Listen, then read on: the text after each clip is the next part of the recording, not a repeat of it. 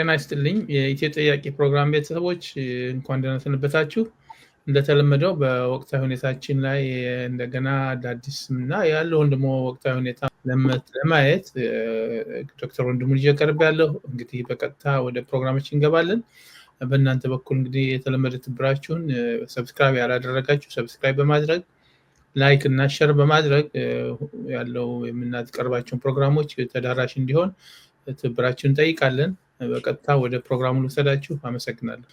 ሰላም ዶክተር ወንድሙ እንደምን ሰነበትክ? ሰላም አለሙ እንደምን አለህልኝ? በጣም ደህና ነኝ። እንኳን እንደገና ለመገናኘት አበቃን። እኔም ደስ ብሎኛል ለመገናኘት ስለበቃን። አዎ እንግዲህ እስቲ አንዳንድ ነገሮችን አብረን እንድንወያይ ነው።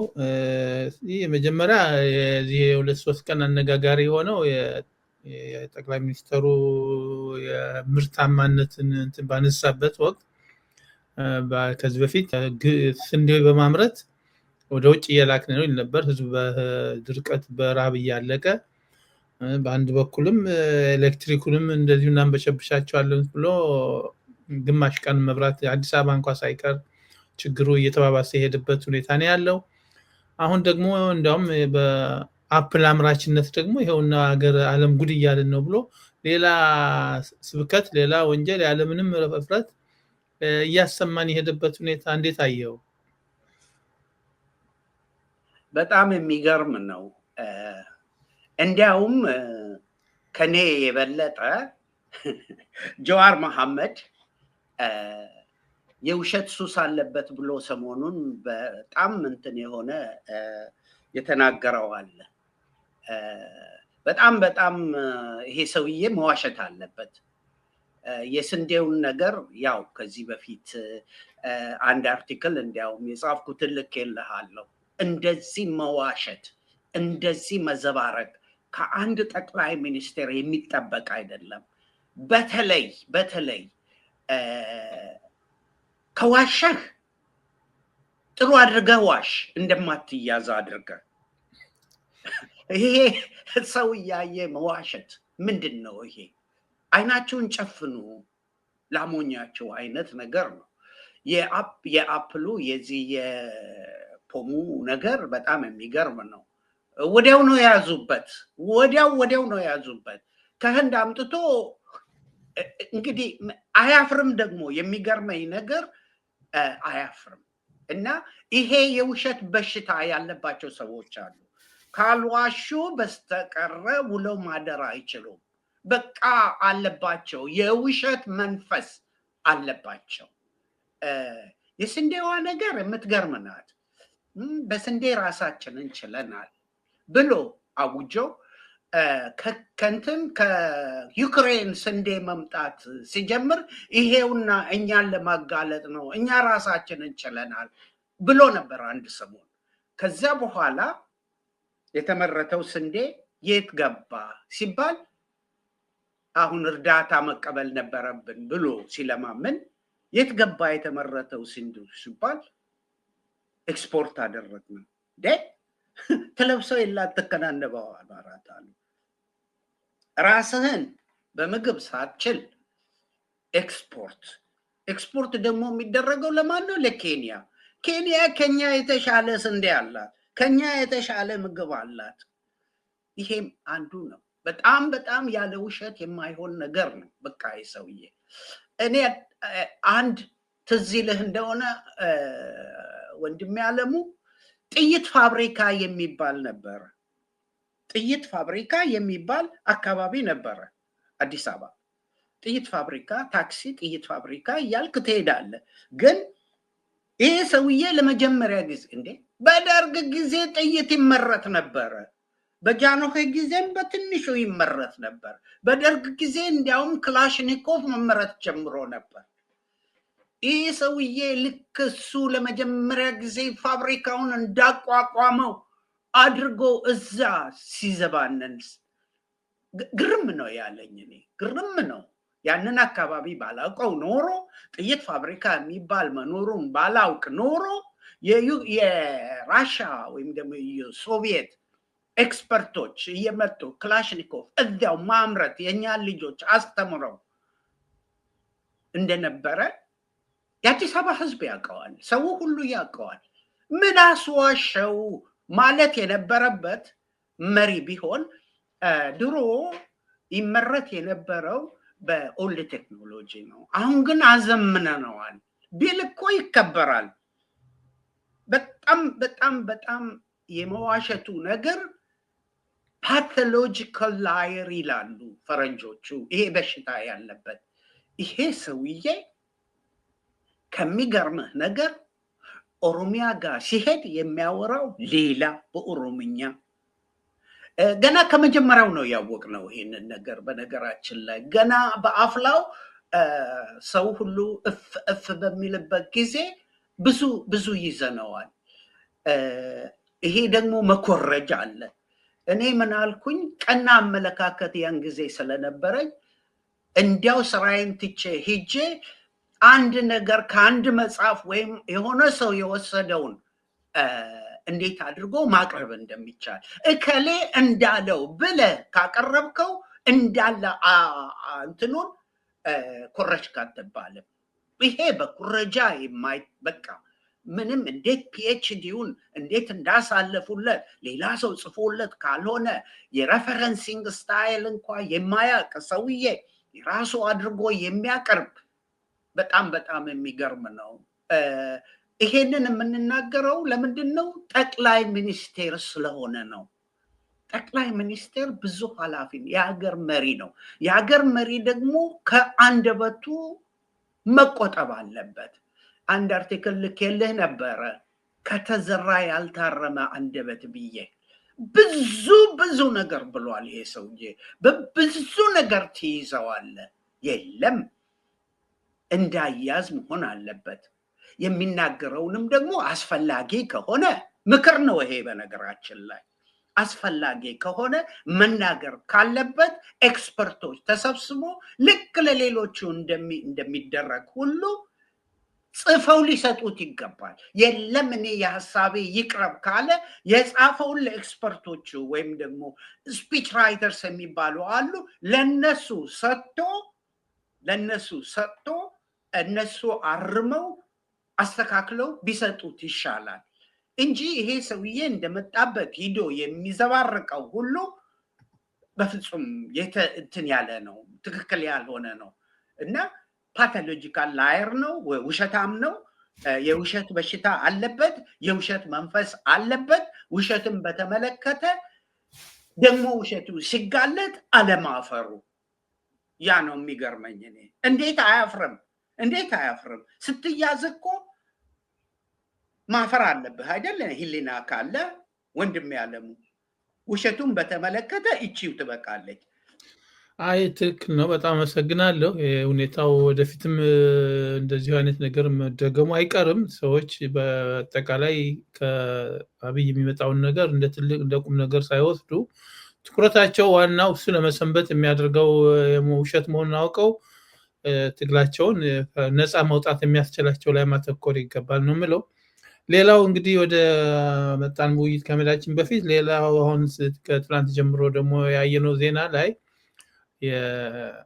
የትግራይ አስተዳዳሪ አቶ ጌታቸው ረዳ በሸራተን ጋዜጠኞች ሰብስቦ ባደረገው ንግግር አንዳንድ ነጥቦችን እንደተረዳሁት መጀመሪያ ደረጃ አጠቃላይ የችግሩን እንትን መነሻ ጠቅላይ ሚኒስትሩ ላይ ያደረገ ነው፣ በቀጥታም በተዘዋዋሪ መንገድ።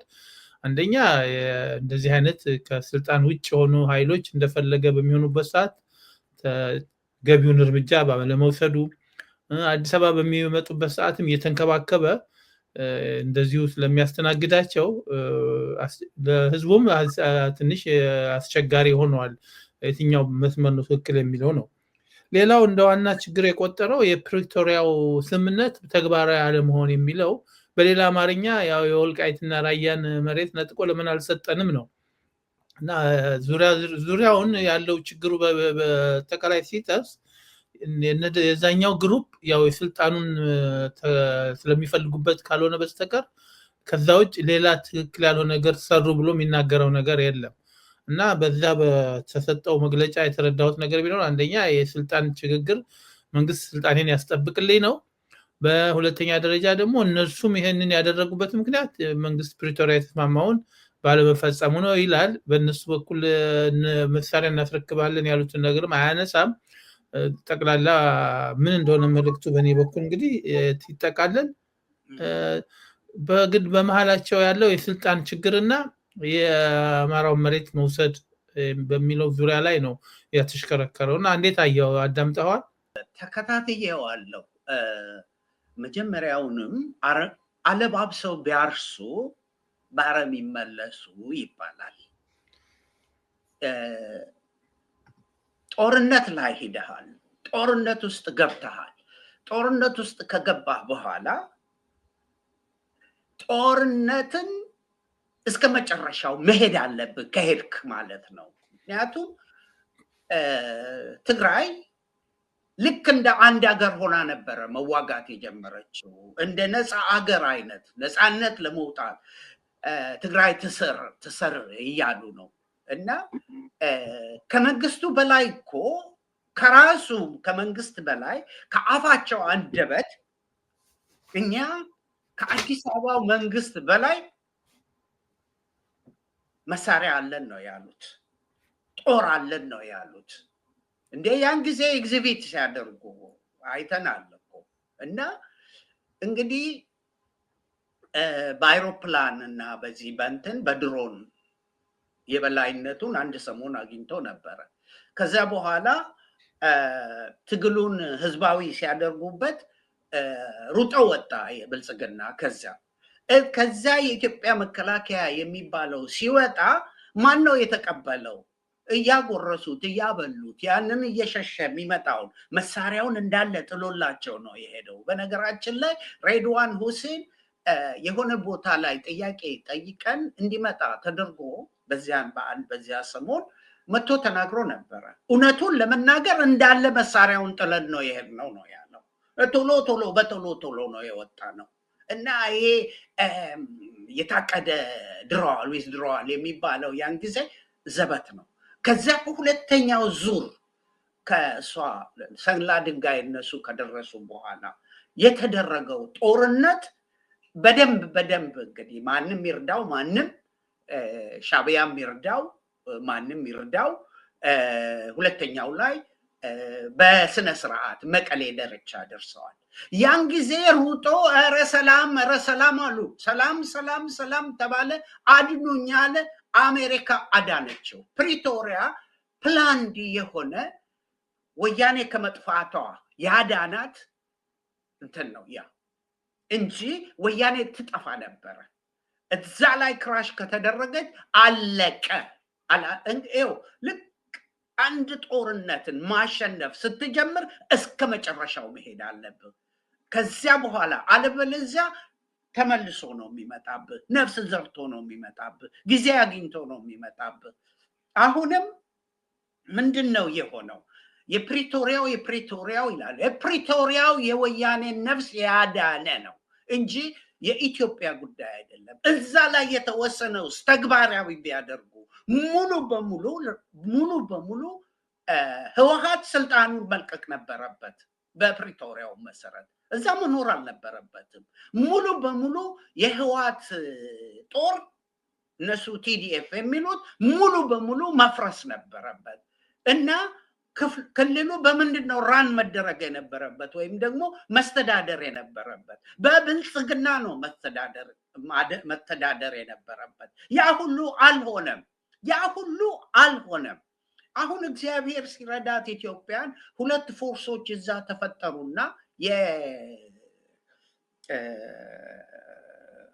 የብልጽግና ፍጡር ጌታቸውና እነ ደብረ ጽዮን በሱ ወገንም ኃይል እያዳበሩ ነው። አሁን በቀደም ሲናገር ራሱ ጦር ያለን እኛ ነን፣ ኤርትራና እንትን መሀል ጦርነት ቢነሳ ከኢትዮጵያም የበለጠ እኛ ነን ያለን ጦር ብለው እንትን ብለዋል። የፕሪቶሪያውማ ውል ቢተገበር ኖሮ ወያኔ አትኖርም ነበረ። በአሁኑ ጊዜ ሂዳ ነበረ፣ አልቆላት ነበረ።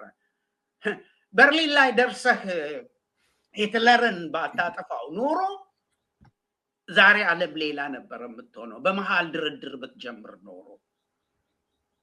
ሙሶሊኒ እስከ እንትኑ ድረስ ደርሶ በድርድር ቢተርፍ ኖሮ እኛም አገራችንም እስከዛሬ ምናልባት ጦርነት ላይ እንሆን ይሆናል ወይ ቅኝ ግዛት ውስጥ እንሆን ነበረ። እስከ መጨረሻውስ ያልተካሄደበት አንድ ሰው ካላመነ በስተቀረ አድነኸው እንደገና እዛ ደግሞ የተፈቀደልህን ሳታደርግ ቀርተ ወደዚህ መጥተ ይሄኛው ፕሪቶሪያው ስምምነት ስራ ላይ አልዋለም ጌታቸው ሲል የራሱን ጥቅም ነው የሚያየው። መቼ ቲዲኤፍ ፈረሰ? መቼ ከህዋት እጅ ወጣች ትግራይ? መቼ አልወጣችም እኮ። ያ ዶክተር ወንድሙ እዚህ ጋር አብረን አሁን ከተናገርከው ጋር ማቋረጥ አይሆንብኝ። በመጀመሪያ ራሱ ብልጽግና ወይም አብይ ይፈልጋል ወይ እዛ አካባቢ ሰላም እንዲኖር? እሱ የሚፈልገው ስጋቱ እንዲቀጥል፣ ለሱም በማያሰጋ ግን የአማራውን አካባቢ ስጋት በቀጣይነት እንዲቀጥልለት ከዛ መንፈስ ስለሆነ እሱም ቢሆን በሱ ባለው መንገድ የፕሪቶሪያ ሁኔታ እንደማይሆን ያውቀዋል። እንዲሆንም የሚፈልግ አይመስለኝም። በአጠቃላይ ዙሪያው ትልቁ የአብይ እንትን ትኩረት ለአማራው ስጋት ሆኖ የሚቀጥልበት ሁኔታ ነው። ያም ሆኖለታል። አሁንም ቢሆን እውነተኛ ችግር የሱ ሊፈታ የሚችል አይሆንም። ቲፒኤልኤፍም ቢሆን ይህን ረጅም ጊዜ ተግባራዊ የማይሆን ቅዠት ጉዞ አቁሞ ከህዝብ ለህዝብ ተገናኝቶ ሰላማዊ መንገድ የሚፈርም በዛም ብቻ ነው። በአማራ ውስጥ እንደዚህ የነደደ ትግራይ ውስጥ ሰላም ሊመጣ አይችልም። የትግራይ ህዝብ ፈርዶበታል። ያለፉት 50 ዓመታት መጠቀሚያና የአብይ ዳማ መጫወቻ ነው የሆነው። እንግዲህ ወደፊት የምናየው ይሆናል። እንግዲህ ወደ መጣንበት ዛሬ ወደ ውይይታችን ስንገባ ደግሞ ባለፈው የቀጠለ ነው። ከዚህ በፊት ያለው እነዚህ ኦሮማራው እንበለው ኦህዴድ ወይም አብይ ግሩፕ ጅማ ውስጥ ተገናኝተው በኢትዮጵያ ላይ ከፍተኛ ዱለታ ሲያደርጉ እንደነበር ከዚህ በፊት ጀምረናል። በዛ ላይ የቀጠለ ነው። ዛሬ እስቲ በዚህ በደህንነትና ጸጥታ ተቋማትን በተመለከተ የተነጋገሩትን እንበልና ምንድን ነው የሚሉት? የህግ አስከባሪ ተቋማትን በተመለከተ ከየትኛውም ጊዜ በላይ የተሻለ ሪፎርም ሰርተናል።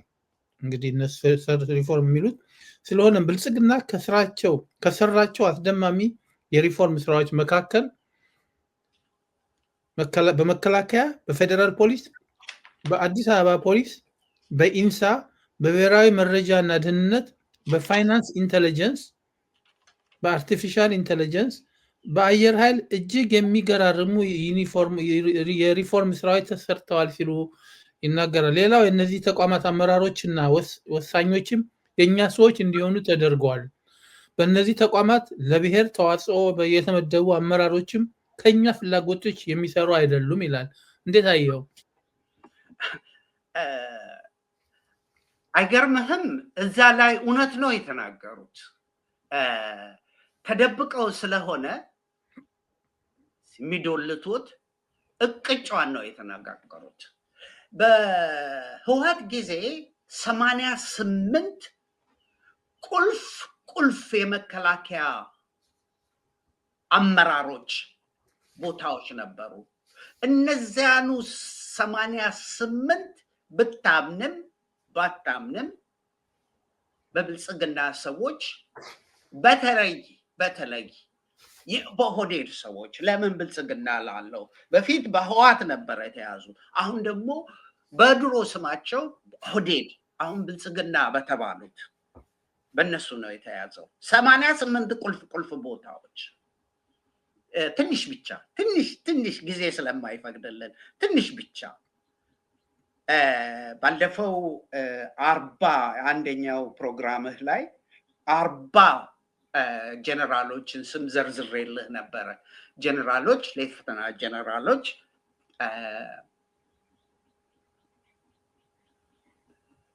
እነዚህን በሞላ ሜጀር ጀነራሎች፣ ሌፍተና ጀነራሎች፣ ብሪጌደር ጀነራሎችማ ባይነሱም ይሻላል። በጣም ብዙ ናቸው እና በአንድ ጊዜ እንትን ብለዋል። እውነት ነው፣ ይዘዋል ቁልፍ ቦታ። የጦር ኃይሎች ጠቅላይ አዛዥ ማን ነው? ፕራይም ሚኒስተር አብይ አህመድ ነው። ማን ነው? ኦሮሞ ነው። የኢፌዴሪ ጦር ኃይሎች ጠቅላይ ኤታማዦር ሹም ማን ነው? ፊልድ ማርሻል ብርሃኑ ጁላ ነው። በመሃል ለስሙ ምክትል አድርገው ፊልድ እንትናን አስቀምጠዋል፣ አበባው ታደሰን። እሱን ለስሙ ነው ኤታማዦር ሹም ተብሎ ምክትል ኤታማዦር ሹም ተብሎ የተቀመጠው። እንግዲህ ተመልከት፣ የኢፌዴሪ ጦር ኃይሎች ጠቅላይ ኤታማዦር ሹም አማካሪና ዋናው ሰው ነው የምነግርህ። እዚህ ጋር ዋናውን ሰው ያዝልኝ። እንትና ዝም ብሎ ነው ማለት ነው፣ እዛ የተቀመጠው ዝም ብሎ ነው። የኢፌዴሪ ጦር ኃይሎች ጠቅላይ ኤታማዦር ሹም አማካሪና የቶክስ አመራር የበላይ አዛዥ ማን ነው? ሌተና ጀነራል አለምሸት ደግፌ ባልቻ ነው። አለምሸት ደግፌ ስለተባለ ብዙ ሰዎች አማራ ይመስላቸዋል። ሂድ ወደ አያቱ፣ ባልቻ ነው፣ የኦሮሞ ነው፣ የሆዴድ ሰው ነው። እና አበባው ለሽታ ያህል እዛ የተነሰነሰ ቅመም ነው። ዝም ብሎ የኢትዮጵያ አየር ኃይል ጠቅላይ አዛዥ ማን ነው? ሌፍትናንት ጀነራል ይርማ መርዳሳ ነው። ማን ነው? ኦሮሞ ነው። የሚገርምህ ነገር ይሄን ሰውዬ ደግሞ ታች እናየዋለን በኋላ እንትን እንዲሆን ሰው የጠፋ ይመስል ወስደውት ይሄንን እዚህ እየመራ የአየር መንገድ ቦርድ ሰብሳቢ አድርገው ሹመውታል። ሰው ጠፍቶ ነው? እንዴት ነው ሹመት በሹመት ላይ የሚደራረበው? እዚያ ሳንወጣ የመከላከያ ሎጂስቲክ ዋና መምሪያ ኃላፊ ሌፍትናንት ጀነራል አብዱርሃማን እስማኤል የተባለ ሰው ነው። እሱም የነሱ ነው። የደቡብ እዝ ዋና አዛዥ ሌፍትናንት ጀነራል ሰለሞን እተፋ ነው።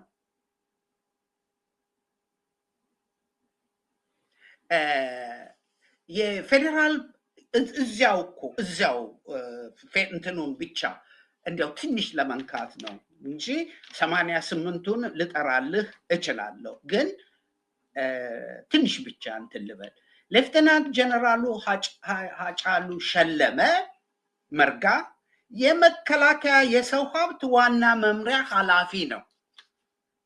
ጊዜ ገድበናል። ስለዚህ እንለፍና ወደ ፖሊስ እንሄድ።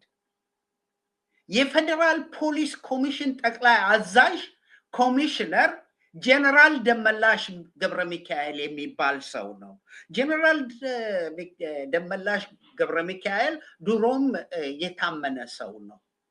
ግን በአማካሪነትና ዋናዎቹ የኮሚሽነሮቹ አማካሪዎች እና ምክትሎች የከበቡት በሞላ የኦህዴድ ጀነራሎች ናቸው። የአዲስ አበባ ኮሚሽን ጠቅላይ አዛዥ ኮሚሽነር ደግሞ ማን ይባላል? ጌቱ አርጋው ነው። ጌቱ አርጋው ይሄም ኦህዴድ ሰው ነው። በሞላ ከዚህ ጌቱ ጋራ ያሉት በሞላ የኦህዴድ ሰዎች ናቸው። አዲስ አበባን የሚጠብቋት አዲስ አበባ የሚጠብቁ ፖሊሶች የአዲስ አበባ ልጆች አይደሉም።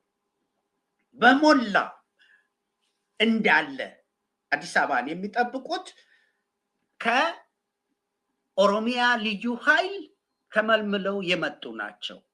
ቪዲዮ እያሳዩ ነግረውናል። ከዚህ በፊት ቪዲዮ እያሳዩ ፋኖ እዚች ድርሻትያትም የኦሮሚያ ልዩ ኃይል አጥረዋል አዲስ አበባን፣ ማንም ንቅንቅ አይልም እያሉ በእንትን በተሰባበረ አማርኛ ሲናገሩ ሰምተናቸዋል።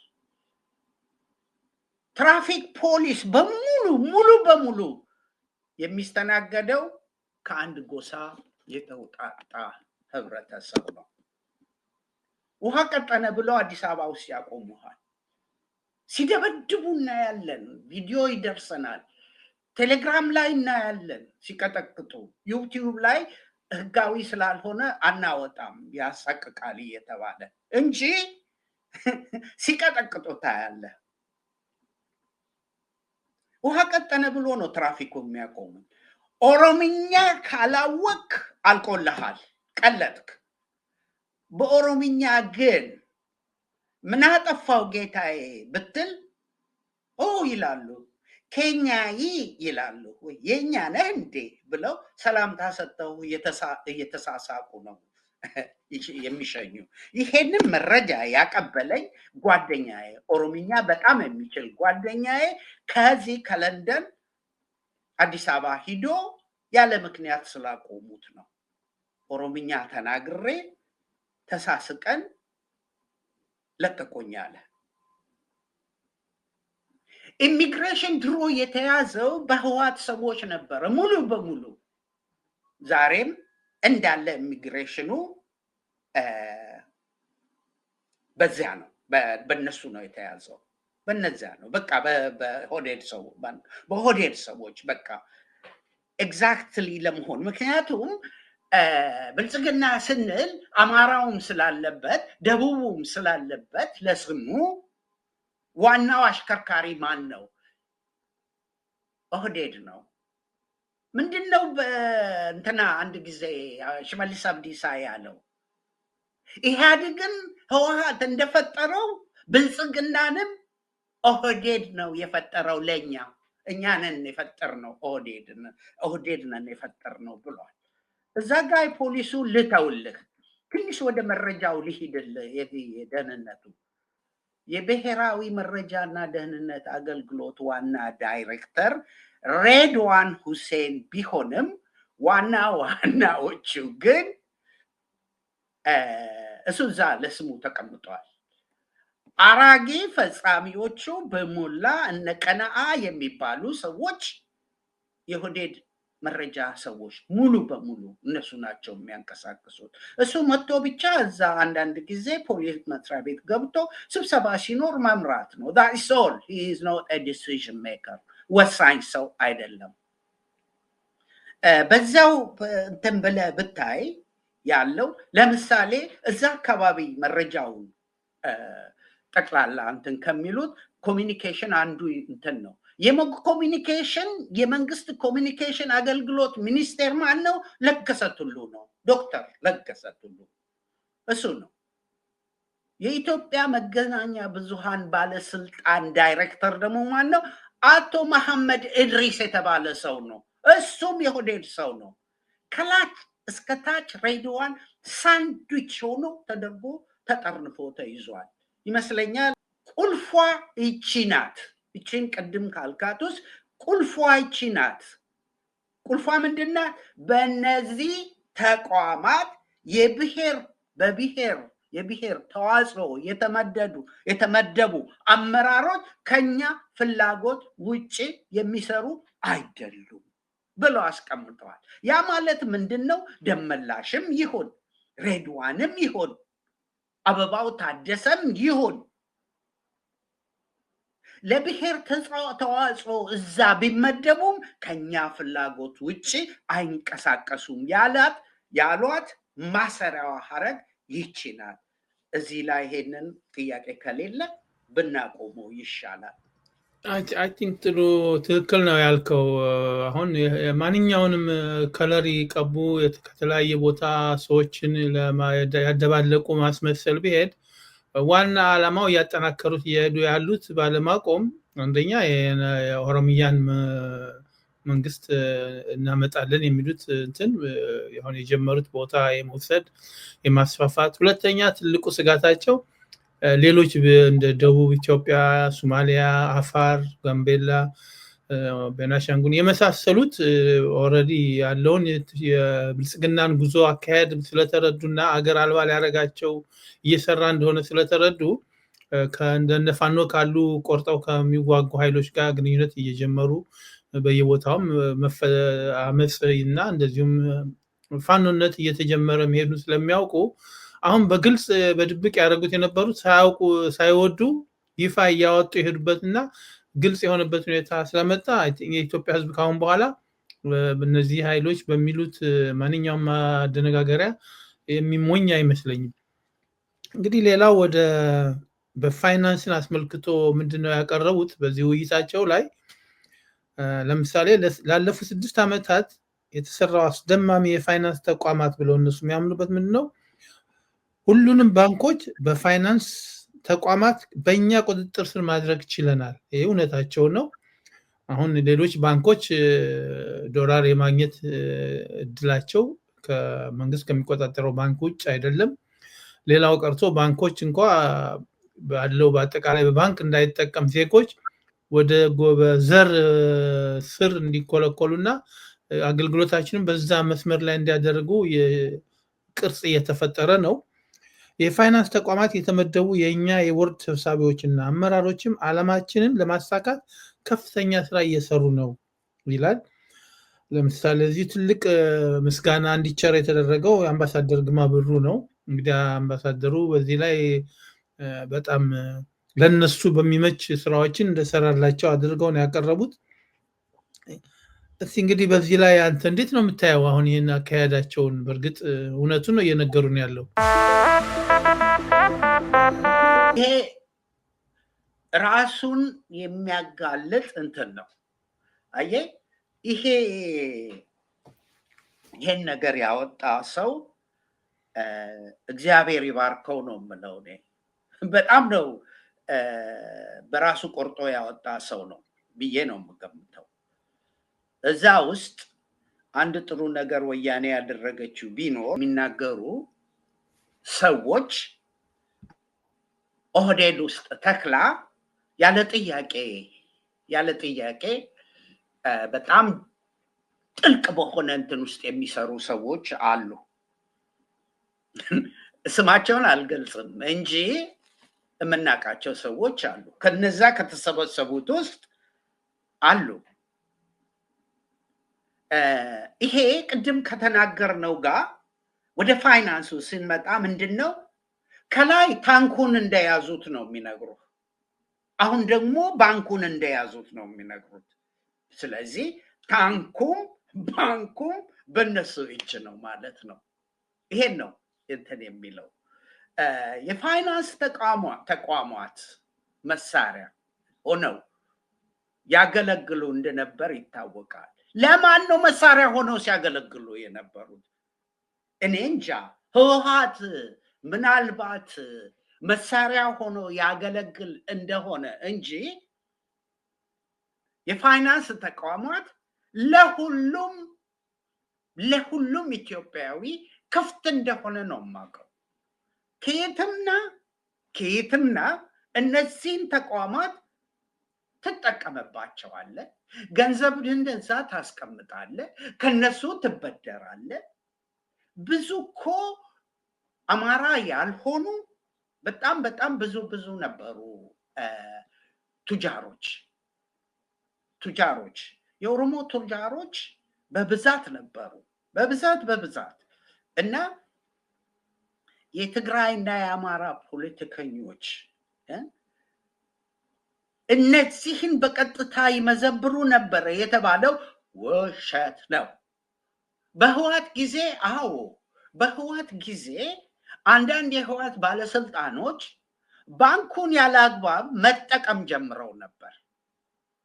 እዛው እርስ በርስ በነበራቸው ሽኩቻ ምክንያት ያ ነገር ተቀለበሰ። በዚህ ምክንያት ነው ስዬ አብርሃን ወስደው እስር ቤት የከተቱት። የኔ የስራ ባልደረባዬ የነበረ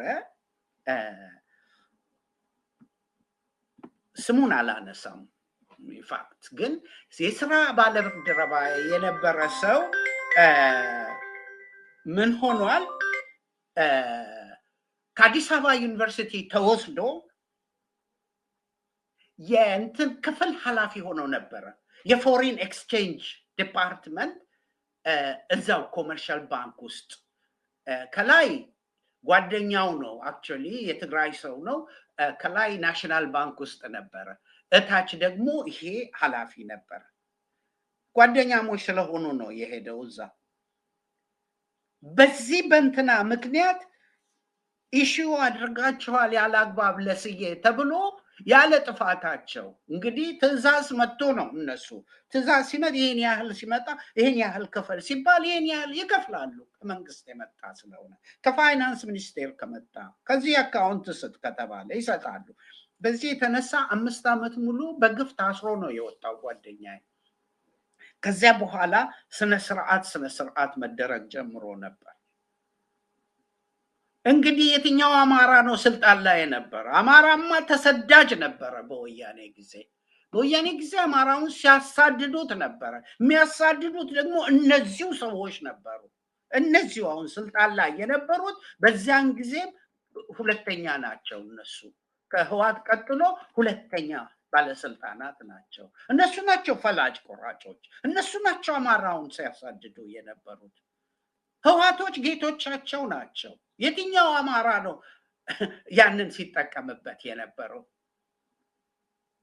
እንግዲህ በኋላ ላይ የተወሰኑ ባንኮች በአማራ ልማት ባንክ ነው የኦሮሚያ ልማት ባንክ ምናምን ተብለው እንዲሁ የተፈጠሩ ነበሩ፣ ለስሙ ማለት ነው። እነሱን ከሆነ የሚያወሩት ያንንም የአማራውንም ሁሉን ነገር ራን ያደርግ የነበረው በረከት ስምዖን ነበረ።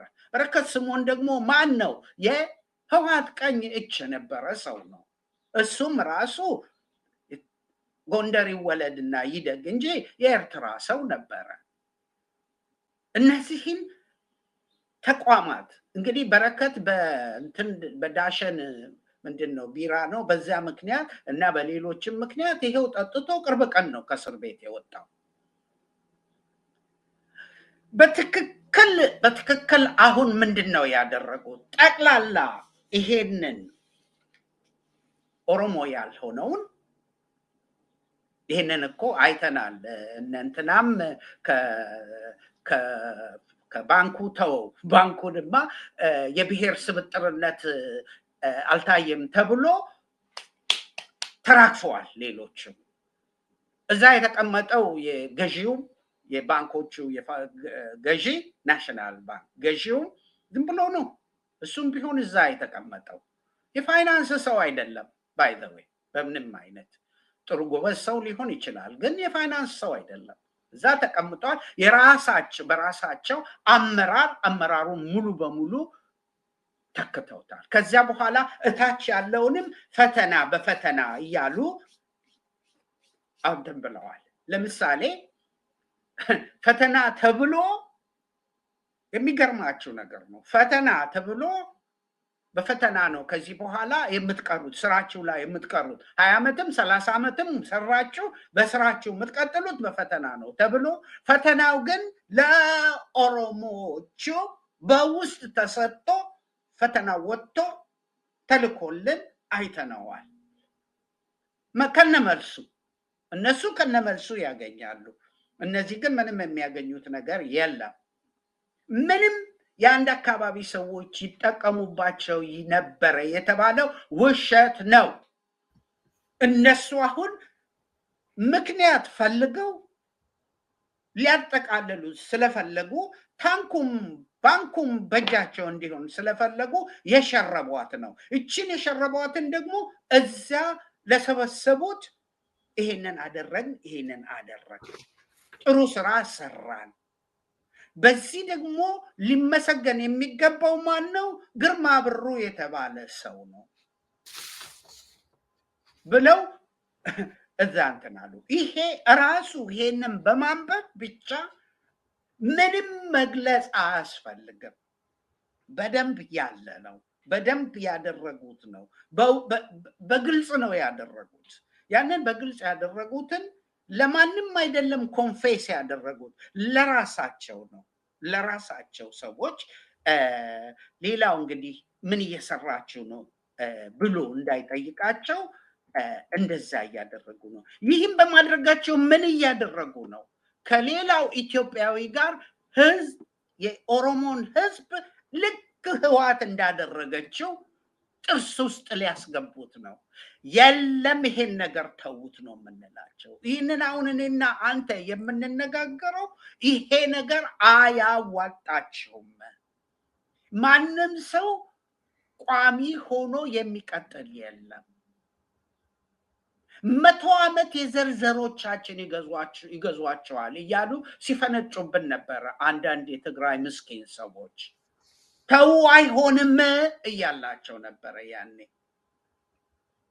ተው አይሆንም የዘርዘራችን ለ100 ዓመት ቢያንስ ይገዟቸዋል። እነዚህም እንዲያውም በ6 ዓመት ውስጥ ጉዳቸው ወጥቷል። ይሄንን ይዘው ወጥተዋል። የፋይናንስ ተቋማት ከዚህ በኋላ ከኛ ውጪ የፖለቲካ መሳሪያ ሆነው አያገለግሉም።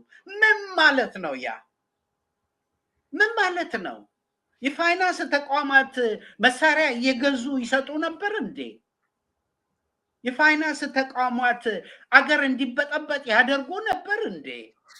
የፋይናንስ ተቋማት ስራ እኮ ዲፖዚት ከሚያደርገው ወይም ደግሞ ገንዘቡን ማስቀመጥ ከሚፈልግ ይቀበሉና ያስቀምጡለትና ደግሞ ከዚያ በኋላ ካስቀመጡ በኋላ ገንዘቡን ለብዙ ጊዜ የማይፈልገው ከሆነ ለሌላው ያበድሩታል።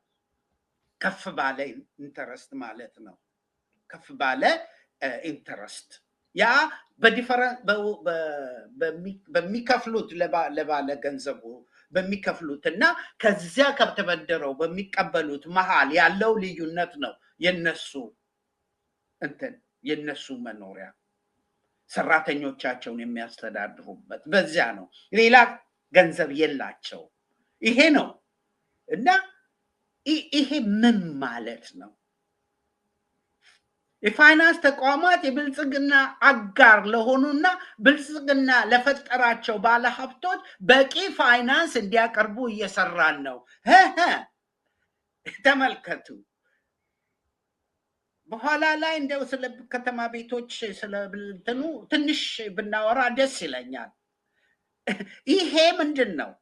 ለምሳሌ አዲስ አበባ ቤቶችን ይሄ ቦታ ለልማት ይፈለጋል ይላሉ። ለልማት ይፈለጋል ይሉልህና ይቀማሉ።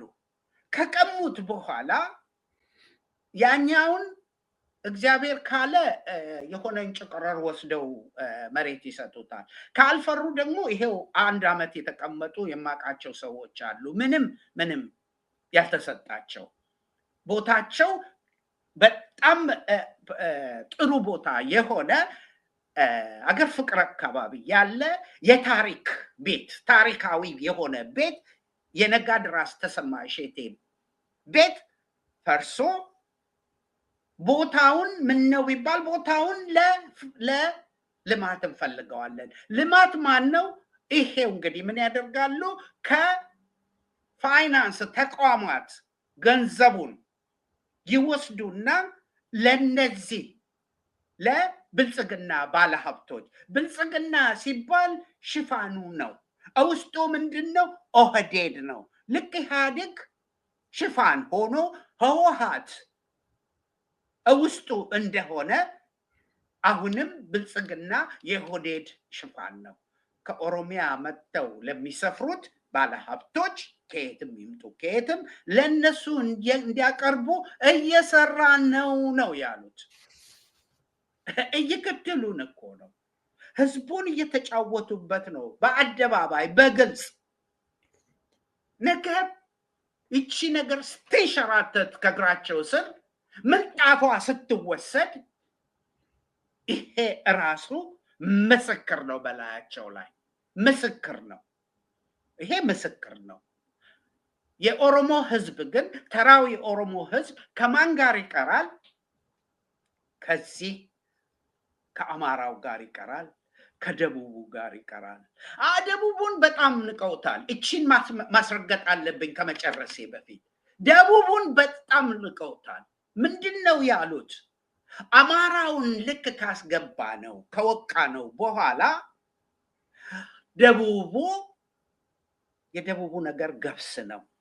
ድሮውንም እነዚህን ወላይታዎችን፣ ከምባታዎችን፣ ሀዲያዎችን ጋሞዎችን ጎፋዎችን ከእጃችን ያስወጡት የአማራ ነፍጠኞች ነበሩ። እነዚህን ተመልሰን ወስደን ኦሮሞ እናደርጋቸዋለን ብለው በአደባባይ ሲዝቱ ከዚህ በፊት መረጃ ይዘናል።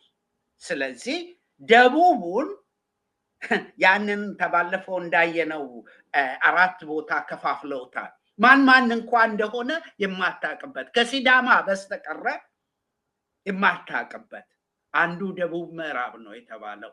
እነ ከፋ እነ ሸካ ያሉበት፣ ሌላው ዝም ብሎ ደቡብ ነው የተባለው። ሌላው ደግሞ ደቡብ ብሔር ብሔረሰቦች ብለው በክላስተር ጨፍልቀውታል። እና ያንን እንነጥቃለን ብለው ስለሚያስቡ ነው። ደቡቡ ግን ኦልሬዲ የራሱን ፋኖ መመስረት ጀምሯል። አያዛልቃችሁም። የኦሮሞ ህዝብ ግን የሚቀረው ከደቡቡና ከአማራው ጋር ነው። እጣ ፈንታችሁ ከዚህ ጋር ነው። ኦሮሚያ ነፃ ትወጣላችሁ ብላችሁ ካሰባችሁ አትሞኙ። እንዲያው ነፃ ብትወጣ እንኳን እርስ በርሳችሁ ትፋጃላችሁ። አሁንም እየተዋጋችሁ ነው። ልብ በል። ኦላ እዛ እየወጋ ነው። ልብ በል። እና ይሄ የዋዛ እንዳይመስላችሁ። ነገ የምትኖሩት ከአማራው ጋር ነው። አማራውና ኦሮሞ ምንጊዜም ተያይዞ ነው ላለፉት 400 ዓመታት አብረው ነው ኢትዮጵያን ከብዙ ነገሮች ያተረፏት። አብረን ካሉን ተያይዘን እንወድቃለን።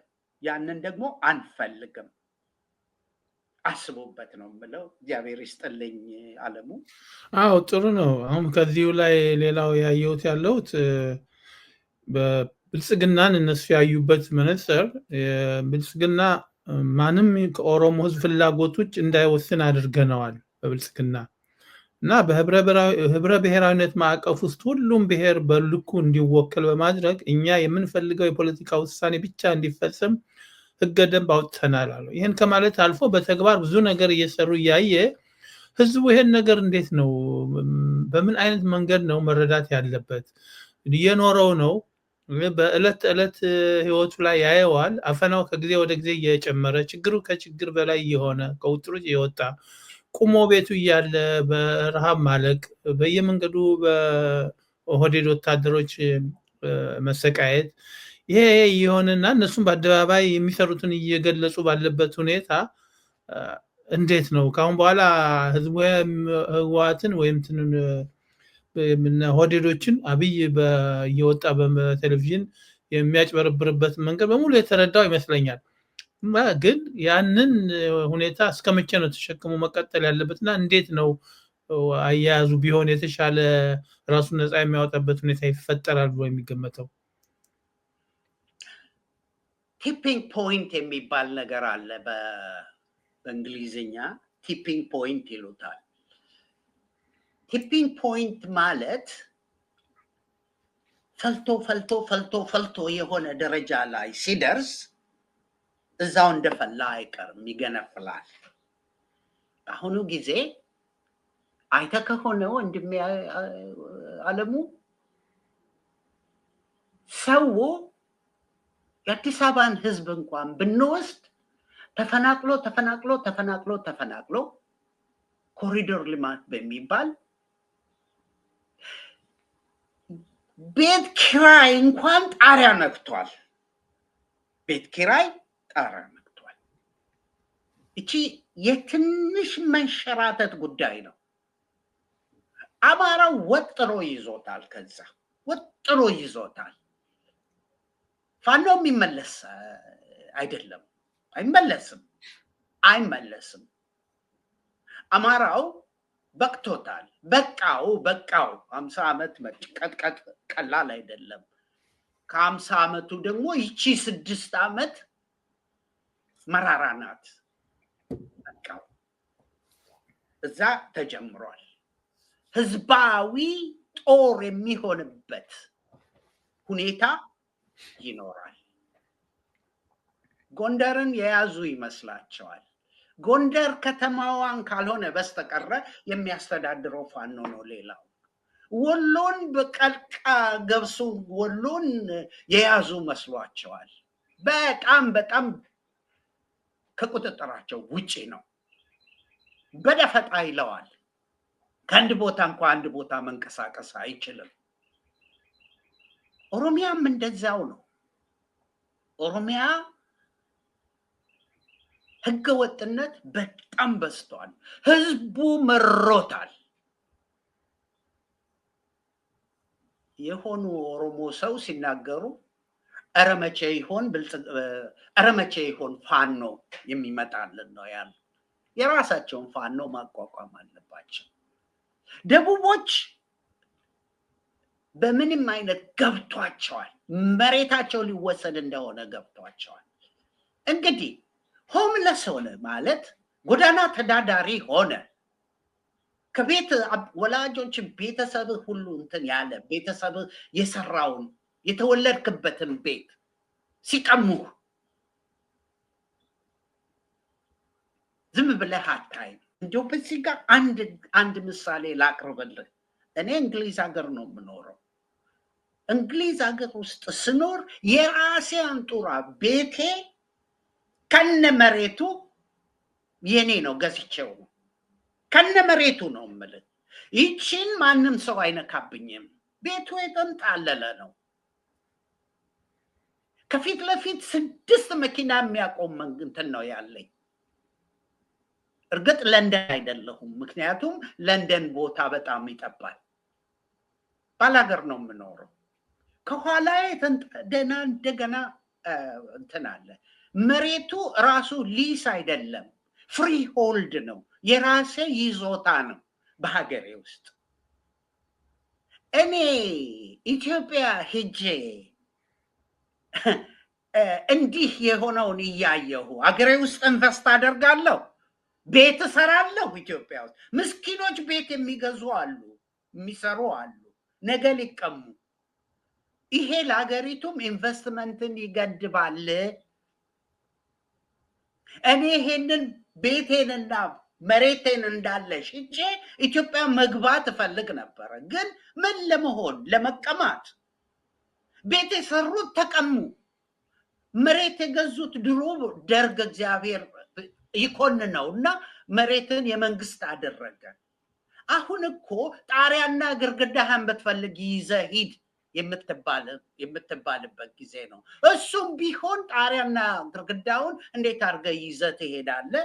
ይዘህ ለመሄድ እንኳን ብትሞክር የማይሆን ነው።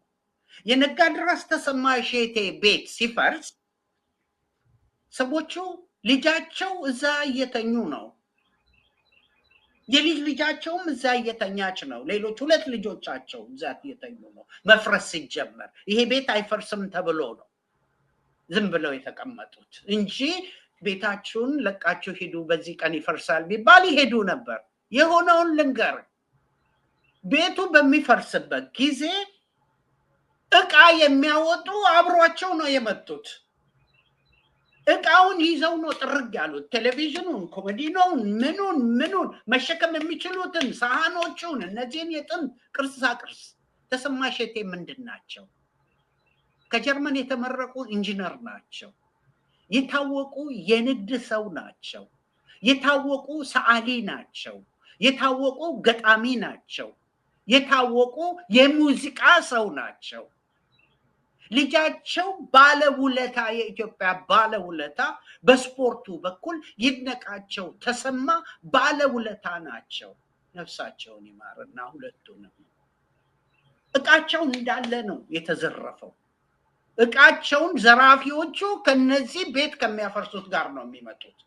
ይሄ በደል እየደረሰበት ነው። የአዲስ አበባ ሕዝብ ይሄን ተሸክሞ እስከ መቼ ነው የሚቆየው?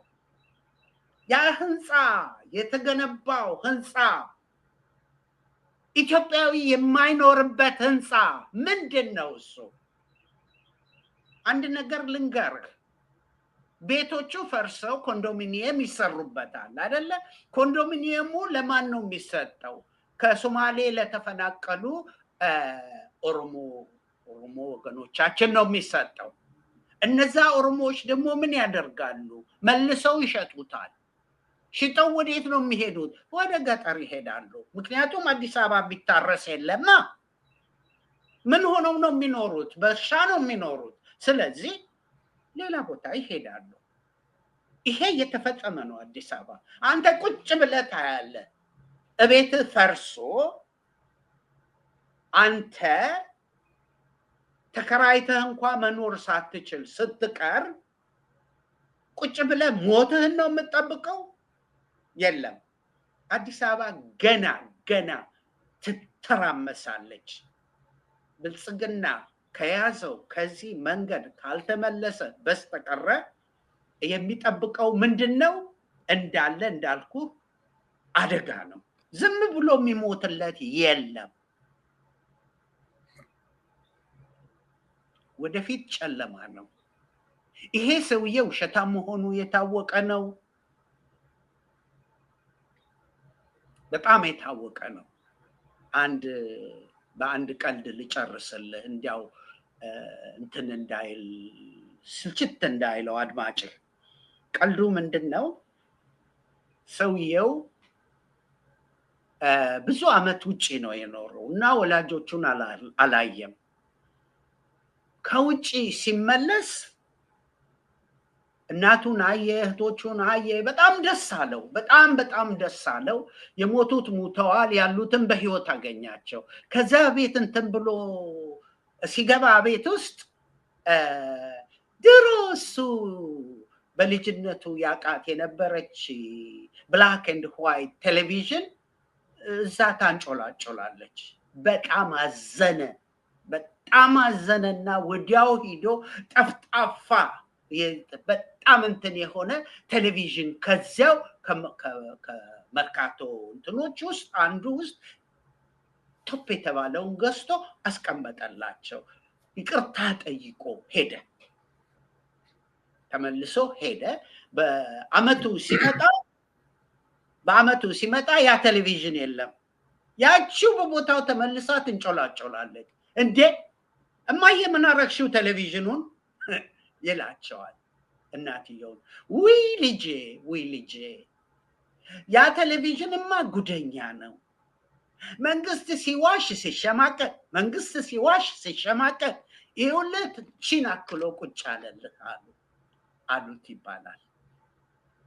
እንግዲህ የነሱ ውሸት ይሄ ቀልድ የመጣው ከአዲስ አበባ ነው። በነገራችን ላይ ይሄ ውሸት መንግስት ይዋሻል።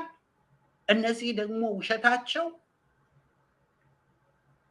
እያየህ ነው። ግልጹን ነገር ነው ሊዋሹ የሚሞክሩት። እየዋሹ አይደሉም። ምን አባክ ትሆናለህ እያሉት ነው። መልሶ ምን አባክ የምትሆነውን ታሳያለሁ ይላል ህዝብ። ይነሳል። አይተናል እኮ ስንት ጊዜ ነው ያየነው የአዲስ አበባ ግልብጥ ብሎ ነገሮችን ሚዛን ሲደፋ አይተናል።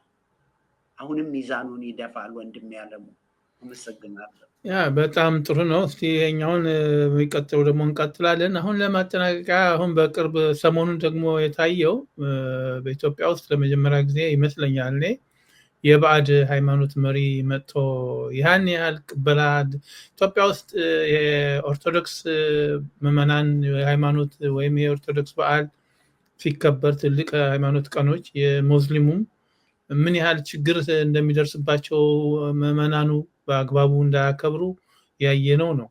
ኢትዮጵያ ውስጥ ለረጅም ጊዜ ፕሮቴስታንቶችም ሌሎችም አሉ። የራሳቸው ብሔራዊ መሪዎችም አሏቸው። በእነሱ ተዋቅሮ እንደ ማንኛውም ሀገር የራሳቸውን የሚያከብሩበት ሁኔታ ተፈጥሮ ቢደረግ መልካም ነበር። የተደረገው ግን ፈጽሞ ለየት ያለ ለባዕድ አምልኮ በተለይ ለባዕድ ላይ ምን ያህል አብይ አህመድ እንደተጠላጠለና ከዚህ በፊት ያው ለአሜሪካኖች ነው የምሞተው እንጂ ለኢትዮጵያ ሞታለሁ ያለበት ሁኔታ አልተደመጠም። የሚያደርጋቸው ነገሮች ለይስሙላ በኦሮሞ ህዝብ ስም ይሁን እንጂ እስካሁን የሚያደርጋቸው ለባዕዶች የሚያመቻቸው ከተማይቱ ለባዕዶች ነው። ሁሉ ነገሩ ያለው ለይምሰል እየተሰራ ባለበት ሁኔታ እንደዚህ አይነት ነገር ተፈጽሟልና እንዴት ተሰማህ? ይሄን ነገር ስታይ ወይም ስትሰማ? እውነትህን ነው። ይሄንን ማየት ያለብን እኔ እንኳ ባዕድ አምልኮ አልለውም። ምክንያቱም ከኢሬቻ የበለጠ ባዕድ አምልኮ የለም እውነቱን ለመናገር። ይሄኛው ሆን ተብሎ ኦርቶዶክስ ቤተክርስቲያን ላይ የኦርቶዶክስ እምነት ተከታይ ስለሆንኩኝ ኦርቶዶክስ ላይ የሚደርሰውን ህመሜ ነው አውቀዋለሁ።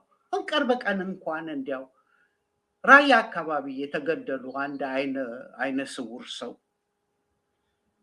ማንም ገዳያቸውን ሊይዝ አይፈልግም። ተማሪዎች፣ የሰንበት ተማሪዎች ተገድለዋል። ቅርብ ጊዜ እዛችሁ ከአዲስ አበባ ብዙ የማይርቅ ዝቋላዋ ላይ የጥንት ገዳም ላይ ሄደው ሰዎች ገድለዋቸው መነኮሳቱን ገድለው ሂደዋል።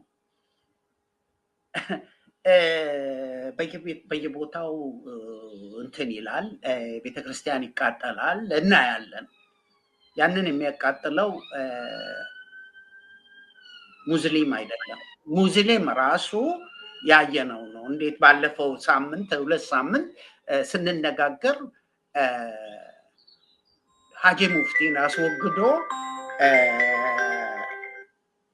ሙፍቲን አስወግዶ እንዴት አድርጎ ሀጂ ኢብራሂም ቱፋን አስቀምጦ መጅሊሱን እንደያዘው አይተነዋል። ይሄ ያየነው ጉዳይ ነው። ይሄንን ሰውዬ ሲያመጡ አንደኛ ቢሊ ግራም የታወቀ ሰው ነበረ፣ የታወቀ ሰባኪ ነበረ። ኦኬ፣ ይሄ ደግሞ የቢሊ ግራም ልጅ ነው። ይሄ የቢሊ ግራም ልጅ ደግሞ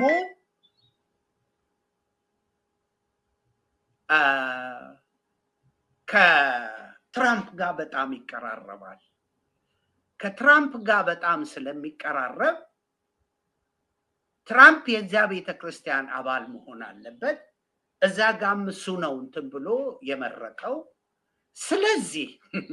ስለዚህ ምን እየተደረገ ነው ቢባል ተመልሶ ትራምፕ ኬስ ውስጥ ለመግባት ትራምፕን አንጀት ለመብላት ይሄንን ሰውዬ ጋበዘው።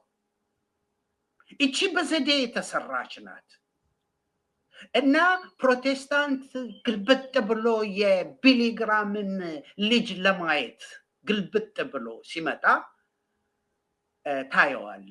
ግማሹ አድናቂ ነው፣ ዝም ብሎ ለእንትኑ ነው እዛ የወጣው እና በነፃ እዛ ላይ እንትን ሲል በነፃ አደባባዩን ሲሞላ መስቀል አደባባይ ያንን ለሙስሊሞች ይሄን ያህል አይፈቀድም። ለባለቤቶቹ ለመስቀል አደባባይ ባለቤቶች በነገራችን ላይ ያ መሬት የመንግስት ከመሆኑ በፊት የቤተክርስቲያን ነው። አንድ ድሮ ባለመሬት የሰጣቸው ቦታ ነው መስቀል እንዲከበርበት። ጃን ሜዳም እንደዚያው ነው። በነገራችን ላይ ባለቤቶቹ እዛ ጋር እንደፈለጉ ማክበር አይችሉም። ይሄንን ከውጪ ነጭ መጣና በፈረንጅኛ በእንግሊዝኛ ነው የሚያስተምረው አይደለ እንዴ? ሃይማኖቱን ያ ሁሉ ህዝብ ይሰማል። ያንን እርግጥ ሊተረጉምለት ይችላል።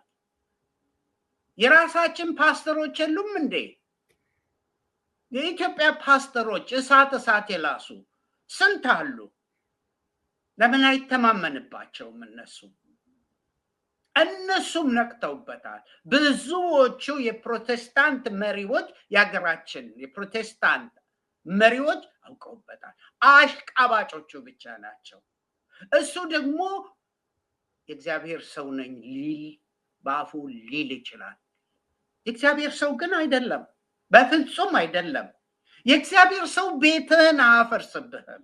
የእግዚአብሔር ሰው የአዲስ አበባ ህዝብን ከወሰድከው የአዲስ አበባ ህዝብን እንዳለ ከወሰድከው ፕሮቴስታንትም ይኖርበታል፣ ኦሮሞ ይኖርበታል፣ ሀዲያ ይኖርበታል፣ ከምባታ ይኖርበታል፣ አማራ ይኖርበታል። ያ ህዝብ ደረቱን ሰጥቶ ያ ህዝብ ደረቱን ሰጥቶ ሰኔ 15 ቀን ቦምብ ሲወረወርበት በሱ ላይ እንዲወረው እንዳይጎዳው 2 ልጆች ያለቁብን 43 ሰዎች የቆሰሉበት ነው የአዲስ አበባ ህዝብ። እሱ ግን አዲስ አበባ የኦሮሞ ጠሊታ ነው ይላል እና የኦርቶዶክስና የዚህ የትራዲሽናል የሆነ ሙስሊሙ የዛ ዋሻ ነው። ያንን መስበር ይፈልጋል። ያንን መስበር ስለሚፈልግ ይሄ ሰውዬ ጋበዘው። አሁን ይሄ ሰውዬ ተመልሶ ሎቢ እንዲያደርግለት ነው። ትራምፕን እንትን ሊል ነው። ልመና ውስጥ ይገባል። ያቺ ልመና ደግሞ የምትገኘው ገንዘብ ድሮን ትገዛበታለች። ይሄ ነው አላማው። ሌላ ምንም አላማ የለውም። አንደኛ ኢንቲሚዴሽን የሚባል ነገር አለ። እስላሙንና የነባር ክርስቲያኑን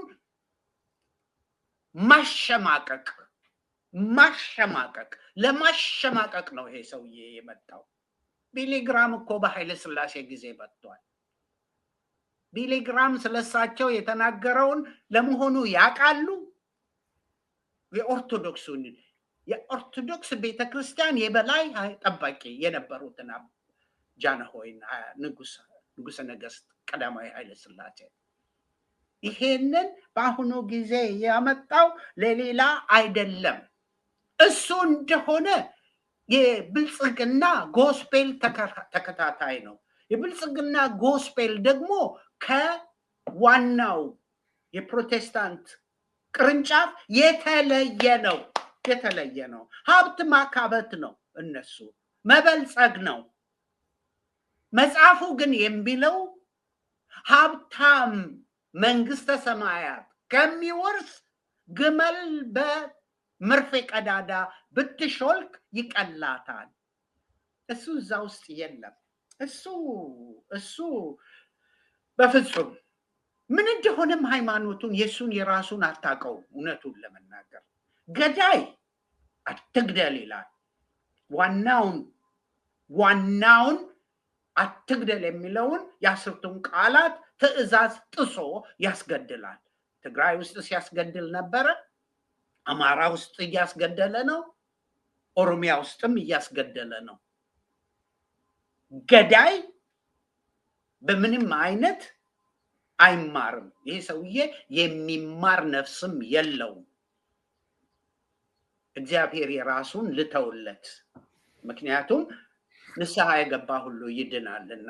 በኋላ ንስሐ ገብቶ ይድን እንደሆን አላውቅም አለም። ግን አሁን እንደማየው ሰውየው መንፈሳዊ ሰው አይደለም። መንፈሳዊ ሊሆን ይችላል። መንፈሳዊነቱ ግን ሴጣናዊ መንፈስ ነው። እርኩሱ መንፈስ የተጠናወተው፣ የውሸት መንፈስ የተጠናወተው ነው። የዚህ ሰውዬ መምጣት ሌላውን ለማሸማቀቅ ነው። አመሰግናለሁ። በጣም ነው የማመሰግነው ዶክተር ወንድሙ ብርክ ነው። ከዚህ በፊት ከንቲባ አዳነች ፕሮቴስታንቶችን ያዘነች መስላ ከሌሎች ሃይማኖት ጋር ለማቃቃር መስቀል አደባባይ ላይ ያደረገችው ንግግር እናስታውሳለን። ግን ፕሮቴስታንቶች ይህንን ተቀብለው የእሷን እንትን አድርገው ያስተጋቡበት ወይም ደግሞ ለእነሱ ለተፈጠረው ቀለበት ውስጥ ገብተው መሳሪያ የሆኑበት መንገድ አልታየም። በየማንኛውም ሃይማኖት ውስጥ ጥቂቶች ይኖራሉ ለጥቅማቸው የሚሯሯጡ። ከዛ ውጭ አሁንም ቢሆን የፕሮቴስታንቶችም ሆኑ ኦርቶዶክስ ወይም እስልምና ሃይማኖት ኢትዮጵያውያን የጋራ ሀገራቸውን በጋራ የሚጠብቁበት ሁኔታ ነው የሚታየው እና ይህን በግንዛቤ ወስደን እንግዲህ ለሚቀጥለው በሌላ ፕሮግራም ደግሞ እንድንቀጥልበት ላደረክልኝ ትብብር በጣም ነው የማመሰግነው። በጣም አመሰግናለሁ አለሙ። በጣም የኢትዮ ጠያቂ ፕሮግራም ተከታታዮች እንደተለመደው ዶክተር ወንድሙ ግልጽ አድርጎ በቀላል አማርኛ እና ያለውን የተጨባጭ ሁኔታ ግልጽ አድርጎልናል። እንደዚህ ወደፊትም በተለይ በዚህ በጅማው ሚስጥር ስብሰባ ላይ በኢትዮጵያ ላይ የተደረገውን ድለት አስመልክቶ በተከታይ የምናቀርበው ይሆናል። እስካሁን ላደረጋችሁልን ትብብር በጣም እናመሰግናለን። ደህና ሁኑ።